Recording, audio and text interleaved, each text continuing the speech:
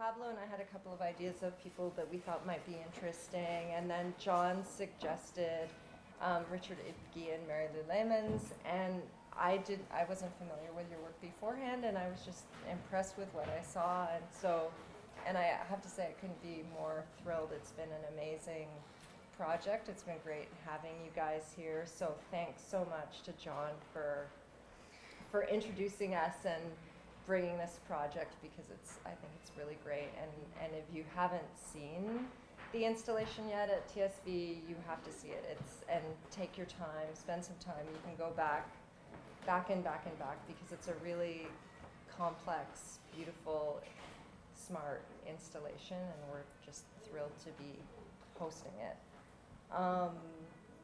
So I just, to start, when we were introduced to your work, it seemed really interesting, and your past projects seemed to fit with some of the ideas we were interested in exploring about economics and precarity and all these things. And then when John just sort of described what your project was going to be, this sort of exploration of non-productive labor, I started to get a little bit worried. I was kind of like, is this going to be, they're going to come in from Montreal and they're just going to sit in this space and look at magazines and smoke, and then at the end there'll be a stack of blank paper in one corner, and that'll be it. That was like, that was okay, I have to say we did all of this. Seriously, except the end with the stack of blank paper. But it was really interesting, and then John would come up and he was like, oh, today Richard and Marilou, I went out for lunch and I came back, and then there was a whole exhibition of things and the space was transformed. And so I was like, this is really fascinating. So, I was wondering, people can see the final project in the space now, but I was wondering if you could talk a little bit about the process that led up to what's there now. Okay. Maybe just before we start, I just want to tell you, if some of you don't hear us, like at the back, or if at some point it's not intelligible, please... Or intelligent. Oh, well, that's a different story, but please make a sign and just let us know that we should speak up or move forward, because I know I've been in the audience several times already here, and I've been having problems hearing. Yeah. So it gets noisy when people get picked up from daycare. That was it. Okay. The other thing, maybe before starting, I just wanted also to thank you and Pablo and Images Festival for inviting us, as well as TSB Gallery and John G. Hampton. It's been really amazing to be here, so I just wanted to mention this. And one more thing, all of our collaborators, there were 4 people who came and collaborated with us at Trinity Square Video, and one of them is here today. So Rodrigo Marti. And yeah, I think that's, is there anyone else we should thank? Our mothers and fathers, but let's not do that. You want to talk about the process? Okay. So, except looking at magazines, smoking, doing nothing, maybe a way to start talking about how we engage with these questions in the residency, I would just give an example. One of the person we worked with, Ryan Tong, is a lead singer in a hardcore band, and we spent several days with him at Trinity Square exploring ideas around music and making music and the larger questions of unproductivity. And at some point, we would often just do something, then stop, then have discussions. And at some point, we were having a discussion, and I took a note of what you were saying, which was, I'm trying to see how this sound makes me feel. And I'm trying to see if I want to engage, or I'm exploring if I want to engage with this feeling. And it's something that sounds, it's very simple, but it's very much about the spirit, I think, of how we engage in the actions, or how we engage in action during the residency. We didn't want to approach the questions that are at the ground of the project from a theoretical perspective, or from the perspective of producing discourse, or discussions around these issues. These are all interesting things and very valid things to do. And we're definitely two people who are interested in theory, but what we wanted to do was to explore physically, through actions, to have an embodied experience of what does it mean to engage in questions of unproductivity. How can we act together or alone, and where this will go. We had no idea really what will happen once we would get here and start working with the different people we worked with. That's a cue, okay. So what we did was we decided that we wanted to invite people who are engaged in creative practices to TSV to collaborate with us. We don't normally explore art or the art world or questions of art objects or anything like that, but since we knew that we were going to be working at TSV, which is a gallery, and we were going to explore within that gallery space, we thought that we should work with then artists who, it seemed to make sense then, as opposed to asking a mechanic or somebody else to come in and work with us.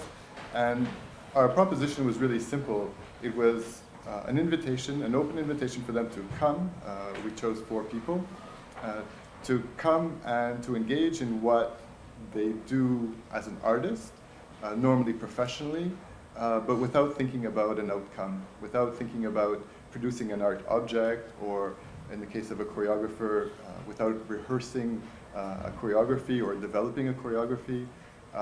In the case of a musician, not to write a song or rehearse a song or prepare for a concert.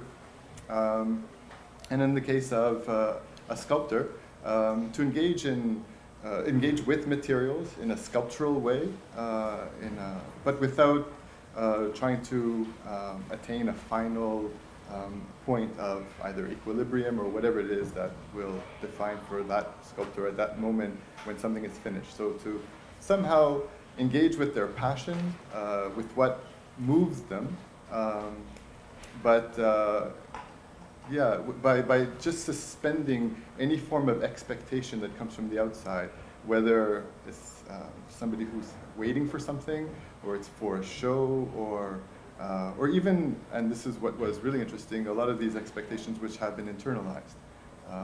What we think a sculpture should look like, and therefore, whether we like it or not, we somehow sort of gravitate towards that goal. So, or also the desire to be good, to be performant, to realize oneself. Like, I think that these are very deep things. So, of course, we were not expecting that we could solve any of these questions or problems in like 3 weeks of residency with 4 people. We were just interested in opening these questions and spending the time, some time to look at these questions and look at these problems and confront them. But it's very paradoxical, the invitation that we made also to our collaborators to come and engage in unproductive labor, but still we asked them to come for a certain defined period of time, to be there with us, and to engage in the kind of practice that they normally do. So.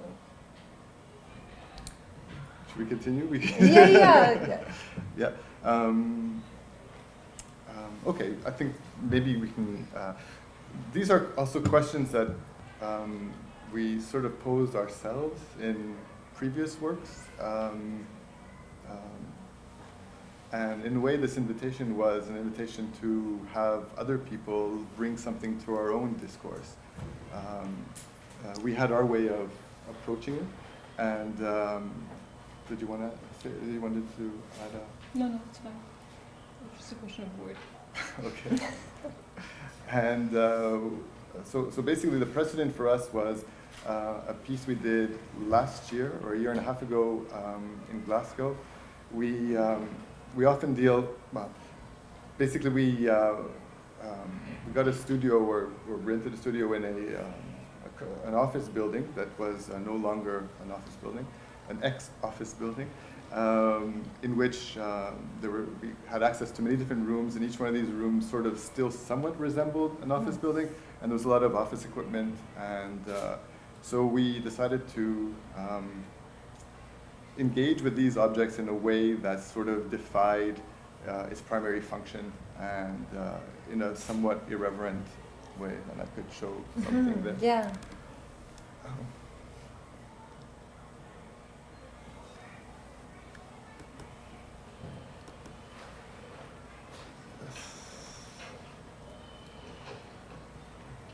I don't know if you can hear anything. Sounds good.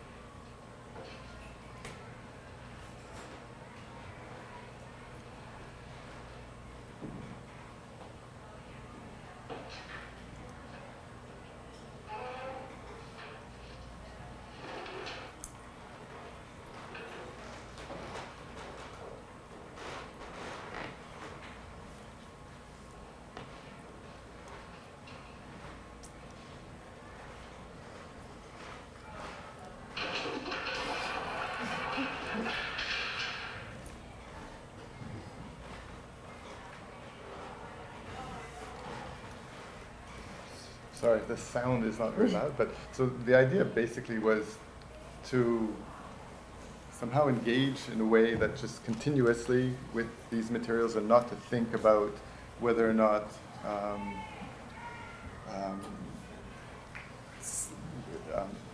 to balance things, and to just not think about whether or not something is successful or not, and just so that that sort of that suspension of what could work or not work sort of maybe liberate a kind of flow of improvised action, basically. Yeah.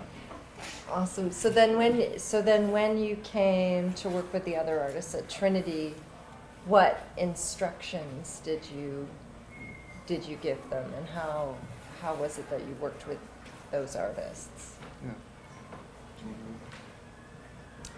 Take it. Okay, basically we wrote each artist an email that was just a proposition to gauge and to come to Trinity Square and to do what they normally do and not think in terms of an output.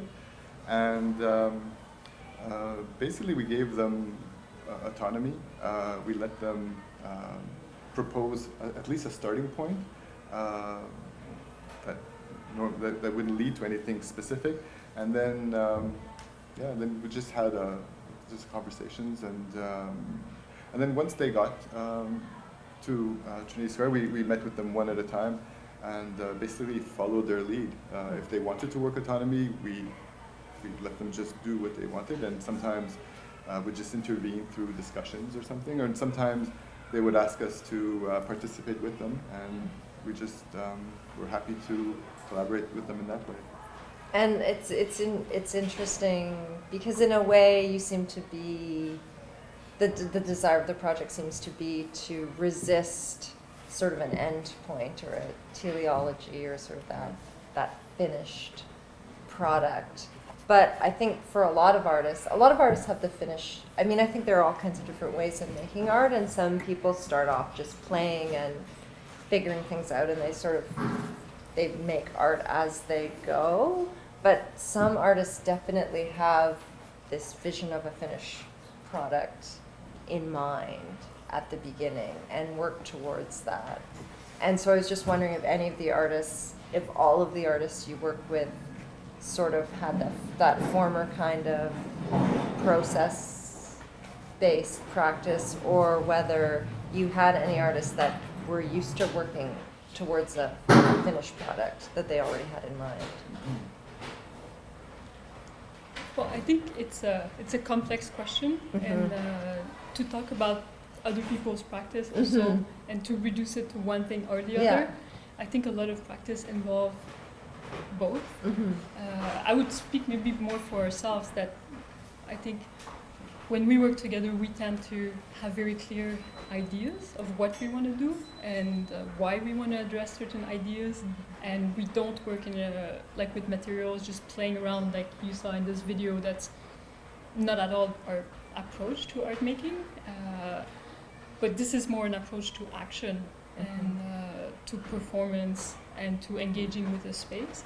But our projects are usually pre-articulated, and in this sense also I would say that what we did here in engaging with other people was very open and somewhat different than what we usually do.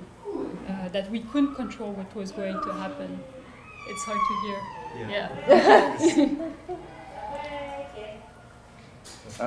I think though that, and with respect to ourselves as well, there was an inherent contradiction in our proposition in that it was a production-based residency that was to lead to an exhibition, which was obviously an end. And so there are many contradictions in our proposition and in our project, of course. And I mean, I think structurally asking somebody to come and to engage in unproductive labor as if there were no expectations is, it's when of course we're inviting them with an expectation.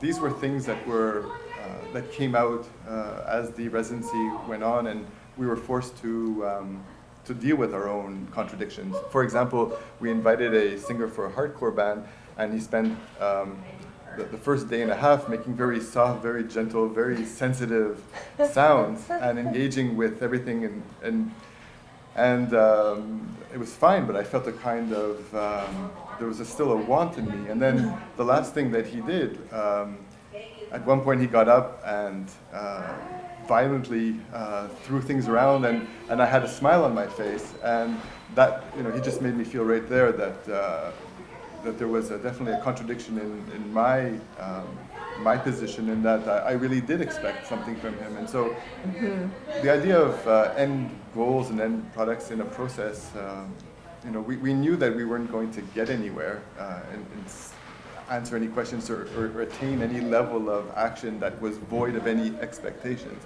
And even logically, if you want to take the proposition logically, it could even be thought to be impossible to void our actions of any kind of end. Just going to the washroom involves a whole series of minor actions that will lead us to that. And so, there are all these questions that, of course, make big holes in our proposition. And but we really decided to bracket those theoretical and structural problems in our proposition in order to liberate a kind of exploration that was more action-oriented, that was more in the same language as labor doing, and seeing whether or not, despite all of these logical and theoretical structural problems, there was something to be gained. Yes.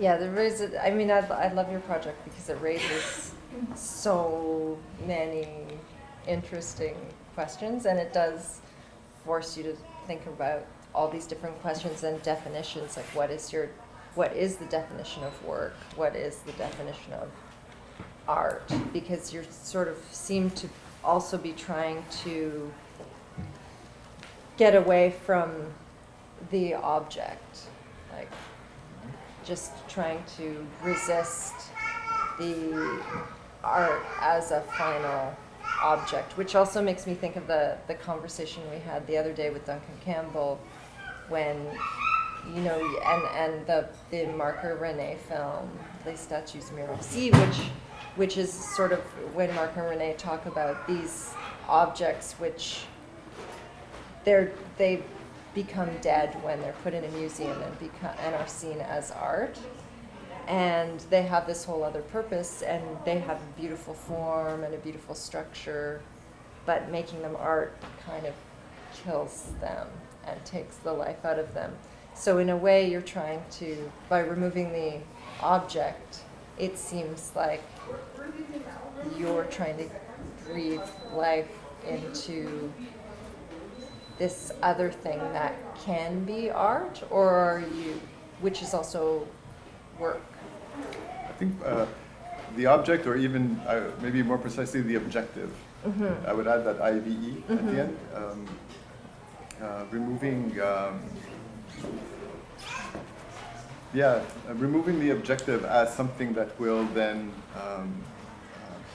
by removing an objective, you remove, I think, the notion of success and failure on the one hand, and but it's not just embracing failure.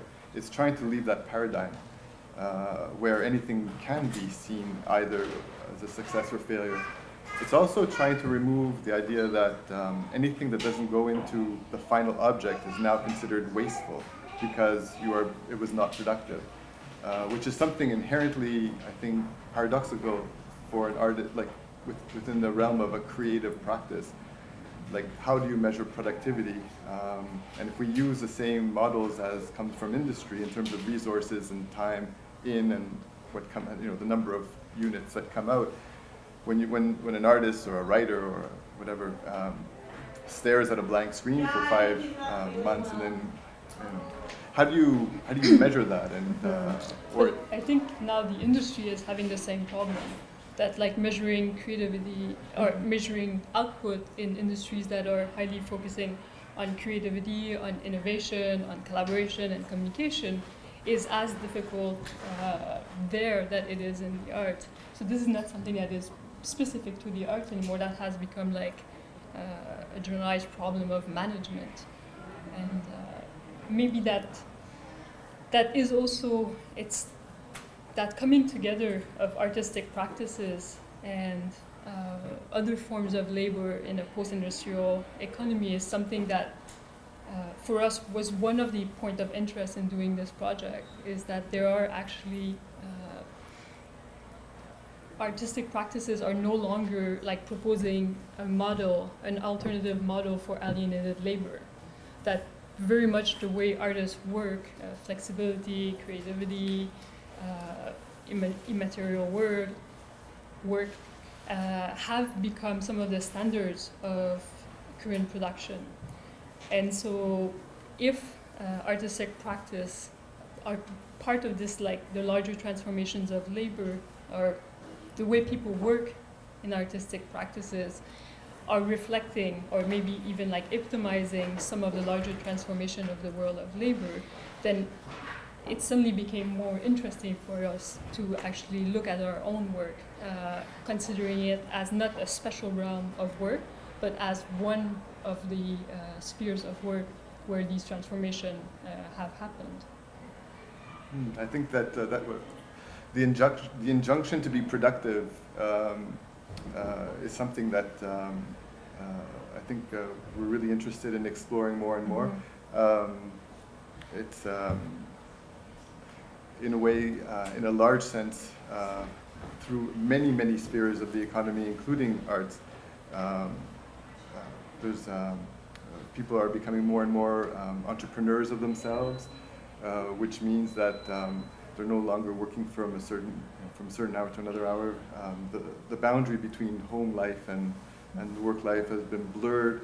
The idea of increasing our knowledge in order to be more productive at the office or in our work, the books that we read, the seminars that we attend to, the number of hours spent trying to better our skills or our understanding of management or whatever. So people are more, I think, and including ourselves, and which is why we're interested. We're not looking at it from a critical perspective in terms of the other. It's not just that, and nobody's forcing us. Like we want to spend all the time that we do on our work as artists, just as it would be wrong to think that somebody who works in an office doesn't want to read how to become a better manager. Like if you were to tell them, well, don't you see that they would say, no, I want to do this, because it's sort of this injunction to be productive, I think, is just generalized in our society. But are you trying to escape that or embrace that? I am not trying to escape that. Even though the work touches on that and tries to raise questions, I would be a hypocrite to think to say that I was trying to escape that. I would say maybe between embracing and escaping, there is like a kind of gray zone where you can actually try to explore it and try to see what it is and what it means for you, and see why you value it so much. But also feel like, well, what other desires are there? If you start removing the demands, the outside demands of accomplishing something, having like a deadline, actually what gives you pleasure? Or is there any pleasure to be found in like realizing one's potential that maybe is not the result of an outside demand, and like this kind of like supply and demand circle where you're always engaged in producing or responding to the desire of other. So maybe trying to see is there something, and just posing the question, but we're posing it inside the problem. We're not positioning ourselves outside the problem. Your question before, I think, when you asked, was it easy for artists who came to try to get out of that mode? I think in that respect is very interesting, that there were many layers of trying to sort of exercise these internalized expectations, and so many strategies were used by different artists that we worked with or collaborated with, including intentionally working on repetition or some kind of circular form of action, or trying not to have a beginning or an end and trying to keep something continuous. The strategies of interruption, as soon as anything got developed, either us or they would interrupt themselves, or we would interrupt them. So we ended up doing playing a lot of games with different artists that fixed activities, and then afterwards there would be some kind of discussion as to what happened and what did they feel. It wasn't, just basically discussing the ideas and then inventing a new activity based on that. So the days, we never knew how the days would progress, and we often did many different types of activities. And maybe we could show. Yeah, I was thinking this would be a good time to show some photographs and. Or maybe a video. Maybe photograph to start? No, I'll have to just, I think. So we'll show Rodrigo. We prepared a little, you explain what we prepared? Yeah, we prepared, it's basically a sequence where we cut together different actions that we did with Rodrigo over about 3 days. And it's been put together very quickly. Again, this is not a work of art. This is just to give you a sense of the scope of activities that, and it's not everything, just some of the activities that we did with Rodrigo. And there is upstairs in the exhibition another sequence of another action that we started together, which is not here. And maybe just the premise with Rodrigo, I don't know if you want to just give a sense of the premise, or should I do it? Okay, if you feel like adding something anytime. Basically, the premise, the beginning, each artist had imagined some kind of beginning as how they would start working with us.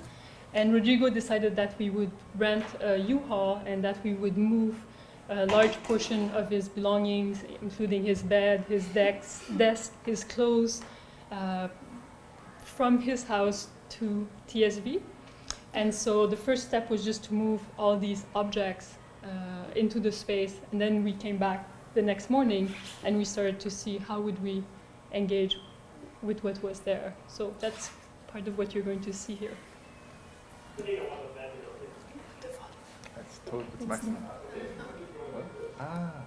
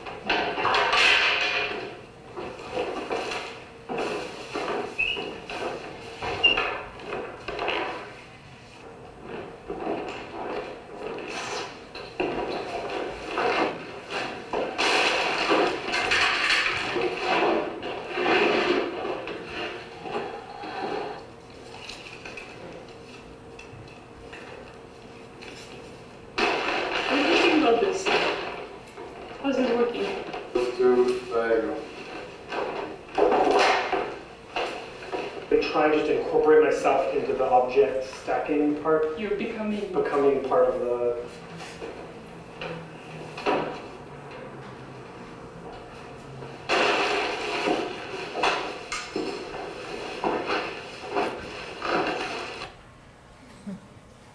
Thanks.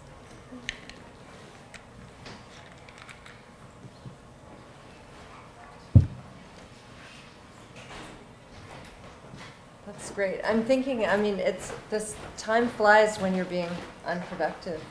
But, so I was thinking maybe now might be a good time to open up open up to the audience and see if there are any questions from the audience, or anyone has any comments, or maybe if John has anything you'd like to add about the experience. Or Well, that last video reminds me of one of the early emails we had talking about this, where we spoke about the immense amount of creative output that can be, that someone avoiding doing work can really accomplish, and like that type of productive procrastination. And so when you're not actually doing what you're supposed to be doing. Did you find did you find it much more liberating or easier to work, to just without having to think about what you're doing beforehand? Although I guess there was a lot of discussion happening as well. Yeah. Well, I'll speak for myself. I found that it was like a ride. It was really going like this. Sometimes it was really easy, and other times it was very frustrating. Also confronting, I think, our own expectations. So it was not like one thing or another. Again, it really it fluctuated a lot. But I think when we engage in action, in general, there was a real pleasure in doing, in being physically involved, also in working with other people. I think we worked with artists that were very generous. So it was amazing the amount of ideas, experiences. Like 3 or 4 days usually doesn't sound like a long time, but these were like incredible days, like long days, going from one thing to another throughout the day, including frustration and insatisfaction and things like that. Do you have anything? Let me find out these guys. I haven't seen the show, but how did you decide who would be in it? Like, how did you? Yeah, sure. We were aware that we had to do the show before we started, and it was very problematic for us. We spoke to one person in Montreal who said, you shouldn't show anything, you should just have a curator go up and just explain things and not have. And I think that we knew that was logically or conceptually things kind of pointed in that direction, but we really wanted to take it away from that kind of conceptual discourse where, as you said, that in the end it'll just be a bunch of blank pieces of paper. We wanted to, so we finally decided to try to not work documentarily, like we're not going to give you a documentary of what happened in any way, but to somehow at least document the spirit of what happened.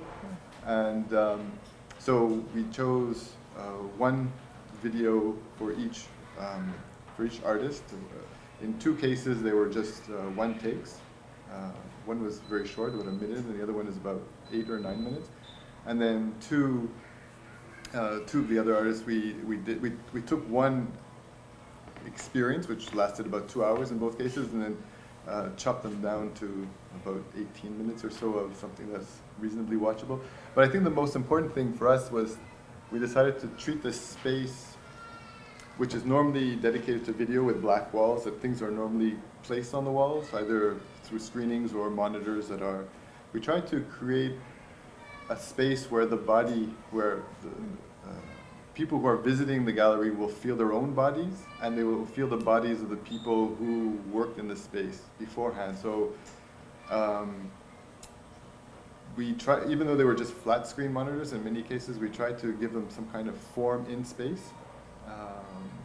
And then we tried to add a kind of sculptural dimension, which are not sculptures, but which reflect many of the forms that you saw that were played with many of the materials.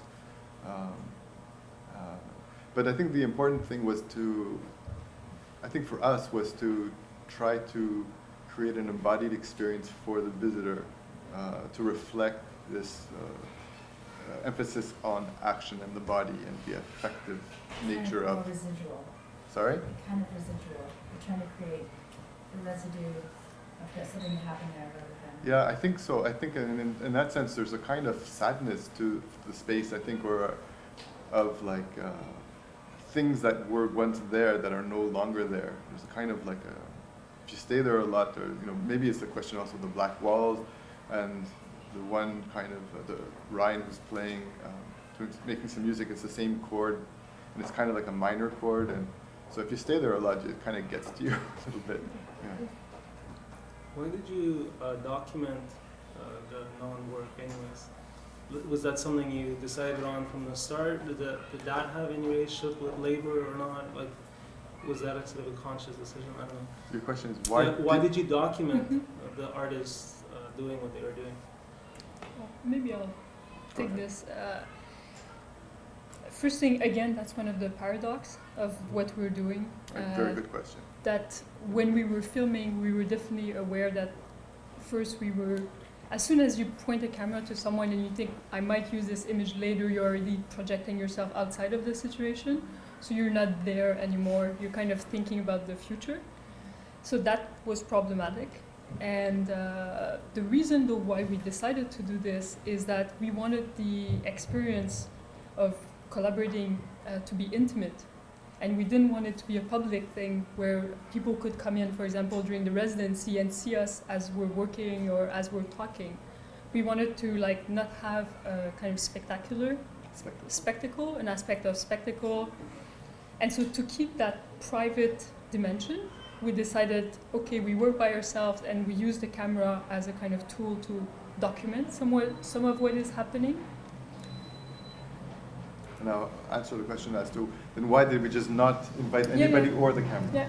No, now, let's say like, the reason why we decided to invite the camera, to have the camera as a kind of witness to what we were doing, I think it's because we feel that what we're doing is, or could be of interest to other people and to a public, and we wanted to share some of that while retaining its quality as something private and not spectacular. And so that was a way for us to create a possibility to engage other people with what we've done after the fact. So it's like a less evil, if you want. But I agree that your question is perfectly valid, and that if we pushed our reasoning further, we should not have a camera and not have anything and just do it. And so in the end, I mean, these questions are dangerous. You could just imagine somebody pushing this and saying, well, I'm not going to be an artist. Or I'm just going to, please go ahead. But then just, I mean, not doing actions for the sake of themselves. I can imagine a situation where doing them for the sake of themselves and being watched is just as valid as doing them for the sake of themselves and doing them. Do you mean that we can forget about the camera? Like if you're acting and at some point you just forget that it's there? Or No, but I just don't think that there's a necessarily inherent contradiction in terms of what you're discussing about the trying to get at something productive. The extra quality of being watched might not necessarily conflict with this sort of pure idea of what you're going after all the time. I mean, it might complicate it, but it might not totally. Actually, I agree with you as well that, and we have done a few performances that explore this from another angle, and that have been in public, where we engage in these kinds of actions, which are very improvised, working with materials that are being constructed in and precariously built structures that collapse, and then building on the collapse and going on until we're like really like sweating, and everything has just been, yeah, and it's a really interesting state to perform in, and you can get into your zone and forget that that you're being watched. There's a question over there also. Yep. I just Carrie? have a question. I mean, how did you know when it was done? Or how would you, or is it done, or is it, because your work needs to be about not producing and about a process more than an end result, but you produce something very beautiful and immersive, and I love the installation of TSV. But how did you know when to end? Do you mean especially for the installation or when we were doing the residency? I guess it needed an endpoint in order to present for the tour, for example. Or is it a work in progress to change? I think I like to think about it as something that is not completed, and also it's very, very fresh. Like we had about 3 days between the residency and the public presentation, so it doesn't feel like we've worked on it until we were like, okay, it's finished. Like we didn't look at all the footage. We did this very quickly and spontaneously. So there's something that it really emerges out of the residency, and it feels like it's kind of still part of it, also because it's in the same space. So there's not this big disconnect between having done this in one place with people and then bringing it somewhere else for a presentation.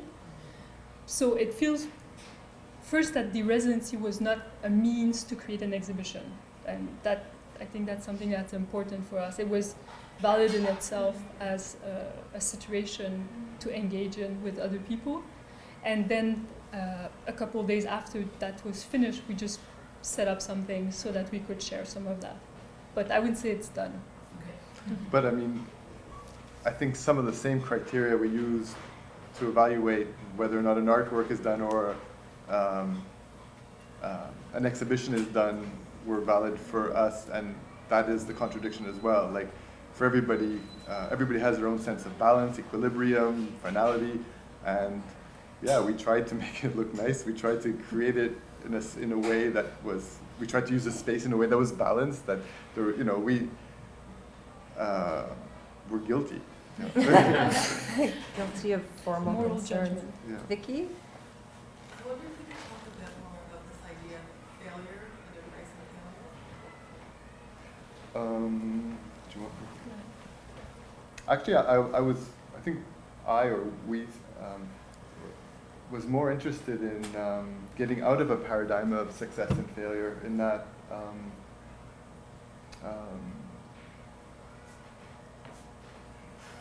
I was going to give an analogy, but I think it would just throw everything off.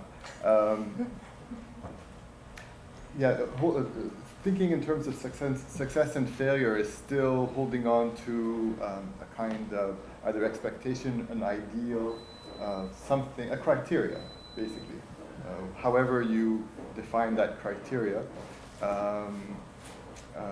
And so the idea of unproductive was, again, not a question of not moving, not working, not having labor, not sweating. As you saw, we often sweat a lot. It was a question of the product, of this input-output. And so if you don't, a simple approach, basically, conceptually, is if productivity is the amount that goes into this black box of transformation and then looking at the ratio of what goes into what goes out, all we really simply tried to do was just eliminate that out thing. So a lot of ideas and sweat and labor and resources go into this box. We had cameras, we had lights, we had amazing resources here, and we had great human resources, if you want to put it in a management kind of language. And we had time. We even had remuneration. I mean, it's like, it was a job, for, you know, I mean, you could even look at it from that perspective if you want to be cynical. But all we tried to do was, during the time that we were doing, let's not focus on the output, even though we know there's going to be an output. Let's just not focus on it. And which was, I think, difficult. But anyways, by not focusing on that output, we don't have an object, and therefore, what does it mean to be successful or to fail if you don't have any standard or criteria with which you can use to measure that? Gail? Sorry. You have a question about, it seems also, from being in the space, there, either because you were reinventing it, there's an emphasis on space, and also because we're watching it while we're in the space. Mm-hmm. So we're watching you reinvent the space or use it in your way you describe it while we stand in it. So I sense a spatial, like, versus, you know, negating time, but maybe an emphasis on space. Is that any part of what you're, Yeah. because somebody used the word immersive, and I thought, I'm standing in the space that you're kind of doing these, not emphasis on space. I think the space was a very big part of it, and we might have underestimated it even before arriving here, but as soon as you're in a space, all of its characteristics are going to like change how you approach movement, how you manipulate objects. And a lot of the people that we work with are really responded to the space, like they're very sensitive to space, and it ended up being a lot about those two there's the white space and the black space at Trinity Square Gallery, and it ended up being a lot about those two spaces. And at first, often just exploring them, also getting to know them and move around them and look at them and get a sense of like, where are we? And that's where we work with everybody. So it ended up taking a lot of place in this project. And being a body is to be a body in space, necessarily. Go ahead. Once you take out the objective, the object, the goal, did you feel like the labor almost becomes play or leisure? And if not, maybe totally one or the other? Did you feel this kind of intertwining of the two at all? I mean, I just keep thinking, like, what does labor mean then? If you don't have a product or an end goal, and if it's not labor, then what is that? I mean, you know, you can go outside and dig in a garden or something, and it's, yeah, it has a product, whatever, as an end goal, but that labor in itself is almost a leisure experience, right? So whether you're sweating or not, I don't know if it really makes that much of a difference. I'm just curious how you think about those concepts. Your question is, I totally understand where it's coming from, and I won't go there because I will trip, I will fall, I will stumble. I think the idea, though, the major idea, and the reason why I wanted to avoid those questions was that I wanted to focus on more the professionalization of being an artist, for example, in this particular case, of thinking not in terms like intellectually, but in terms of I am doing this for this because I'm expected to do that. There's a performative aspect, like I need to perform and I need to produce, and it's to. But yeah, like if basically the objective in a way was to get into a zone where we were. Okay, these were things that came up. One, the choreographer, dancer, Justine Chambers, was doing something. At one point she stopped and she just says, I don't care about what I'm doing anymore. So we just stopped. It's not like I got it, I worked it out. It was like, and then I realized, okay, you could do something with an objective in mind in terms of a finished product, or you could do something because you care about it. And as long as you continue caring about it, because you find it's fun or interesting to explore, you're still curious, there was care involved, she was doing. And I thought, okay, I just learned something there. Like this, you know, as Ryan was doing, who was the musician, it was like, I'm creating sounds and that I feel something with. And all of a sudden he would get to sounds where, like, you know, us as well, we were in the space that like we felt our organs vibrating and stuff, and it was uncomfortable, but that's what he was going for. And it was just like, that's all, that's the only reason. So of course there's an objective, there's like an outcome, and there is toil, there is sweat. But yeah, I mean, I don't even know intellectually if it's possible to think of human action outside of, you know, is it like, what is infinity plus one? I think it's on the same kind of level. John? It's funny, that was my same question. So I want to add on to that. Do you think that it shifts to a sort of aestheticism when you're moving away from these objectives? Because that's something that really strikes me in the installation itself, is how pleasurable it is. And then also watching some of those more explorative videos where like the decision making then just becomes about what's sort of aesthetically pleasing, right? Or not, you know, pleasure might not be the exact word, but what's aesthetically satisfying. I think it depends on the person we're working with.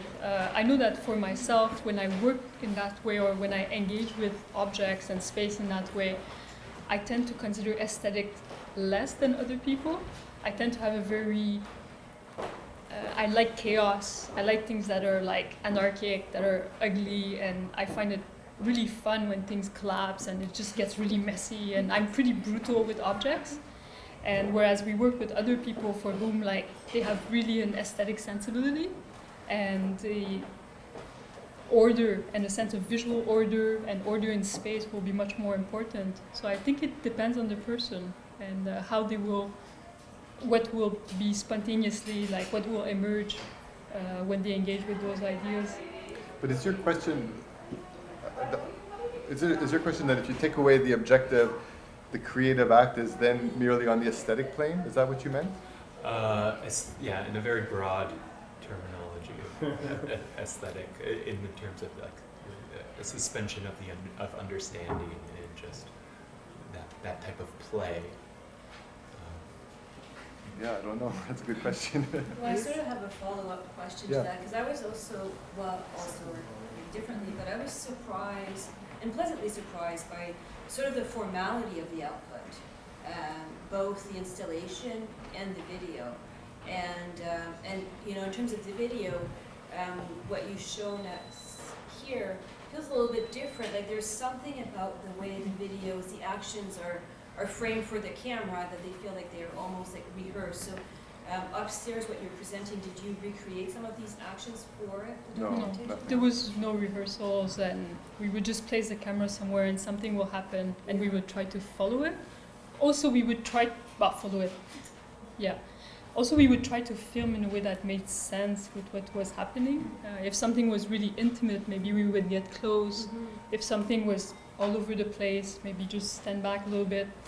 So trying to film in a way that made sense with the feeling of the moment, but there was no staging or no, oh, do it again, that was great, like, that didn't happen. While we have Rodrigo here, I've got a few questions for you, but maybe the first one would be, did you, viewing the installation after spending so much time and like doing so many different interesting activities, did you feel that a sense of a desire for something else to do, or how satisfying was it to see this end product? I'm gonna call it right now. It was satisfying. Yeah. Yeah, I enjoyed it very much, especially the main space. I really liked, because for me, I mean, maybe a little bit of the conversations we had afterwards, and you know, there's two people who were before me, and so you know, in conversations between activities, we're kind of talking about, you know, who are these other people, what kind of things are they doing. So you get a sense of other people, and you understand that different people interact in different ways. Created a different sensibility in that place, and so that main space to me was really nice. How they were all, especially at certain moments, it was just like a cacophony of different ways of approaching this situation, this proposal. So I really enjoyed that aspect of it. That moment where it's really loud with Ryan's guitar, and then like I'm kind of like clapping on one side, and then Justine is like elegantly continuing going. It was like really nice to show distinct. But everybody was instigated by the same proposal. I thought that was a nice. Do you feel a bit of kinship with them, or? I wouldn't say that right off the bat. You know. I was also going to add, and I don't know where it fits in anymore, but a few of the questions reminded me that, I mean, for me, the way that I look at, I don't know, I guess in a creative practice or something, what was really important to me, I was just realizing. Right. I mean, I guess seeing that video and looking at you guys, you know, we met 4 years ago at a residency, and if two other artists or another artist had asked me the same proposal, there's a level of kind of experiences and prompts that occurred that I think facilitated how much we were able to do together in an unproductive way. From like the Skype conversation we had, obviously, I would say first from where we met in a residency where we were doing collective games together. So. Especially some of that video where we're doing absurd things together, like I can do that with you guys, like I know we've done that. And I actually learned about that when we were working together in Banff. So there's that and then we had a Skype conversation, and then whatever, a series of conversations towards this project, and like a beer 2 nights before. So like there's all these like small steps that then get to a morning where we're just like, let's do this. With someone who I didn't know as well, or didn't respect their work in the same way, or et cetera, there would have been all of these other preoccupations that may have just been like a whole day of just negotiating being comfortable. Because it was uncomfortable with the camera for me for the first hour, just getting over the camera, and then we kind of talked about it, I think, for a second. And then it went away. So anyway. Yeah, I think, no, sorry, go ahead. Sorry. Were you going to respond? No, no, it's fine. Well, I have a question. It's not very well organized, but I went kind of the same way as they went, kind of like, oh, I recognize this. This is play. You know, this is how it works. And then, like, I started thinking about. I remember that also senseless work is used as a form of torture in prisons. So, and then I started thinking about, oh, then it has something to do with like coercion, power, hierarchy, like how you feel it and whether there's pleasure or whether you enjoy it or what it means. So where do you think then the idea, since you're interested in the professionalization of artwork, where is it in that spectrum between play and torture, or like where is it in or do you think power has anything to do with it, or coercion, how you understand or how you can enjoy, or what it is, what that senseless work is? We gave them 2 meals a day, and you could. Well, that's a very interesting question. Do you have anything right off the bat, or? Well, I think it's troubling first to hear about torture and play together, and it's an interesting continuum that you're making. Because a lot of what we're looking at is internalized. It's internalized desire to be productive, and it's an internalized sense of discipline, desire to be performant, to be good at what we're doing. I think that line towards torture definitely was addressed with some of the people, especially the dancer that we worked with. She's a dancer choreographer, and that's so much part of the training to get to where they get in terms of professional work, and also working, touring, working for companies. That for her it's a conscious work to observe her desire to perform, to be good, and how much effort and strength she will put herself into. So that was the most obvious case where we discussed those this boundary where things get like not pleasurable, but you're still doing it because you want to be good at it. And like Richard mentioned before, like at one point when we were working with her, she also has done some work about around these questions recently. And so one of the things, she would just stop doing something when she stopped to care. And that was interesting, because that's a whole other dimension than that wanting to be good or play. It's the dimension of caring. But was your question also oriented to the idea that by not having an objective, you're asking a person to act in such an open way that it's torturous? No, Okay. I'm thinking about, I mean, I have a friend who spent 20 years in prison, and the most horrible time that he had was when he was given work that was literally senseless, stacking chairs, unstacking them, stacking chairs, unstacking them. Okay. So it is that senselessness that makes it torturous. Okay. So at that moment when that person says, this is not interesting to me anymore, there's freedom in your space, and you say, okay, then you do something else. Yeah. And that's the same thing, that's play. Yeah. But then once you start putting in the social expectations related to artistic structures, then you're getting into some forms of coercion, which are the ones that you seem to be thinking about. Yeah. So, of course, the example that I'm giving of torture is extreme, but it's kind of where I went trying to think like, what is this like? Yeah. What can it be? Yeah. And where are the limits? I thank you for repeating it. I think that your question is very relevant. The first thing we did was kept repeating to each person who came, you can do whatever you want. If you don't want to do anything, you don't have to do anything. And we just kept repeating it. some people said, okay, I will do this, I will do that, but there were always moments through the day where there would be nobody would have an idea as to what to do. And we expected before the residency that we would basically spend a lot of time with people doing nothing, or that they would just sit down and do nothing, but they felt that they expected from us that they should be doing something. And these were torturous moments, I think, for them and for us, in that then we had to like come up with something and then maybe even pretend that we cared, which is the worst thing in the world. And so I think that early on in the residency, because like I think we learned our roles as well as time went on, or we got maybe better at them, or we basically at the beginning we would do things that were not interesting, and then we got to a point where we would stop somebody and say, no, like I would say, like somebody would propose something and I'd say, I don't really feel like doing that. Like one person said, let's all three sit down and read a parable together. And I just looked at him and I said, I really don't want to read a parable. If you want to read a parable, read a parable. And so I just became a bad host. Like I just refused to go along with their, but like I didn't want to get into that torturous situation where we're all going to pretend we're happy and enjoying what we're doing and it all makes sense for the time that we're supposed to be doing it. So there are many times where we just like try to find that moment of care, but the worst thing to do is to force it, I think. So do you think your work is a documentary because it's not fake? Of course it's fake. It's all a construction. But it's a construction out of an attempt to have a true experience, or an experience of where you're not pretending to care.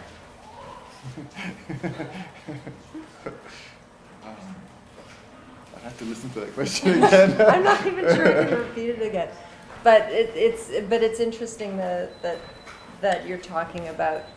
I mean, the dancer stopping because she didn't care, and you don't want to sit around being fake, pretending you're having some sort of experience. You just are sort of waiting for something else to emerge. So in that way, I mean, it's just an interesting play with. For me, I think of like what's real and what's fake. You know. It's because it's interesting. It is the worst thing of all to pretend you care when you don't care.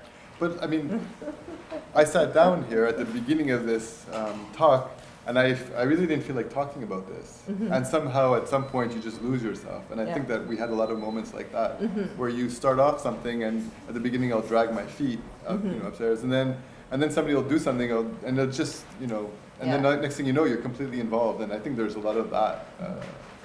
Like I don't feel like I was fake, but at the same time, I really didn't want to do this at the beginning, and it's just, I don't know if that makes sense. I'm just wondering, like, in the act of like collaboration, when I think about like collaboration or being in a social space with people, I think about the kinds of dynamics that happen before doing even happens, and how like negotiating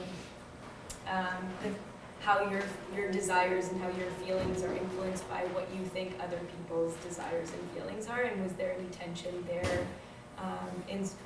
You talked about when certain collaborations like started with this, we're going to do this thing. Were there any like collaborations, either like stated or not, that began with this kind of like negotiation of how people were feeling and how, this is like really convoluted question, but like the perceptions of others in the room and where that threshold was that was kind of compelling something to be done was coming from. Yeah. No, I think that was constant. I think that was constantly being negotiated, and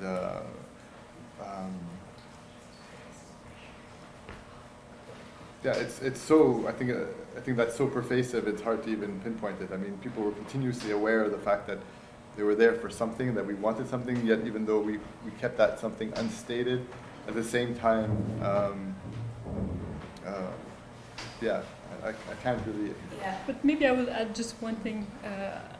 I found that often, although this was always felt, as soon as we got together, we felt all these ideas of we're here to do this.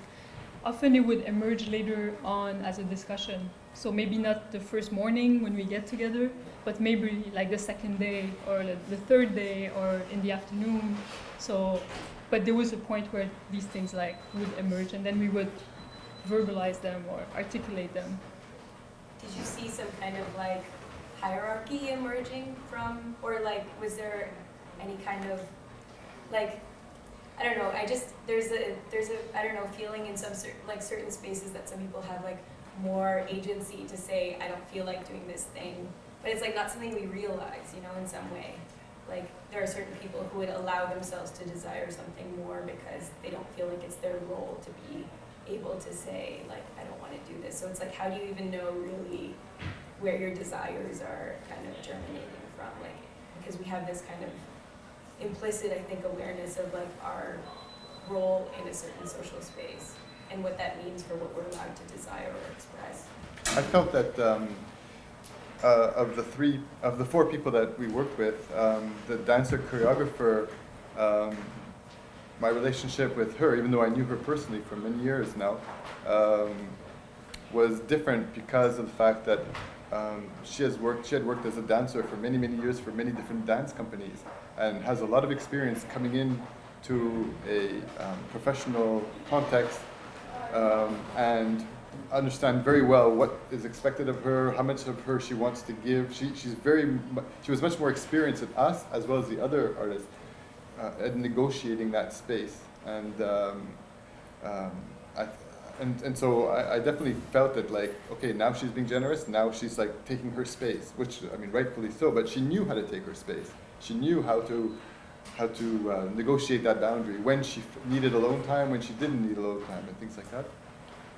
Actually, the musician, Ryan, also, he would do something sometimes very intense for like an hour of this like throbbing sounds, and then go silent, and then he would just get up very quietly and just say, I'm going to get some air, and just walk out. And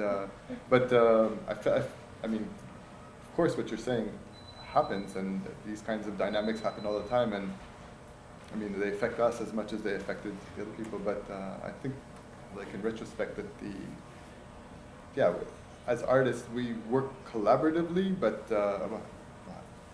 in a professional context, but not to the extent that other, like maybe actors do, or who go into these situations continuously. Sorry to ramble on for this answer, but yeah.